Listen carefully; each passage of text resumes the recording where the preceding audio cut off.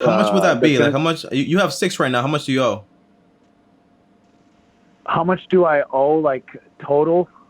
Yeah, for the 6. I would say about 700, or I would say between. I really haven't looked at it, broke it down, but I would say between 550 and 700,000. Okay, so let's just say so that's like around 116 per property that you're getting in debt for. So 10 would be like around 1.6 million. Mm-hmm. And then you will spend how long paying this off potentially? Well, how much do they make you in income now? Like those 6? Net. 6 right now, I would say about 2,500. $2,500. Mm-hmm. So we're saying 2,500 divided by 6, so that's like around 400 per property. So when you get 10, that's around 4,000. Yeah.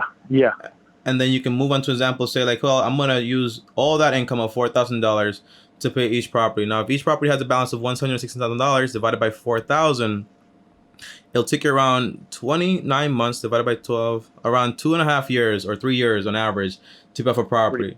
So, But also, I mean, it's focusing on throwing not just that income, but also throwing my W-2 income, because the way my life sits right now, my expenses aren't going to go up. I'm not going to get anything fancier than the house I have now. I'm not going to get anything fancier than. How much did you pay for the house, by the way? Your personal house? My personal, $340. $340. The purchase price, and I believe 3 bedrooms, 2 baths. It's a 4-2, or no, sorry, 4 3.5. Okay, I'm asking because it makes space for like the future.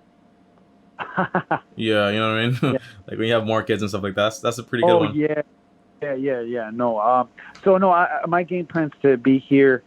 I'm not gonna upgrade my lifestyle until at least I hit this this goal.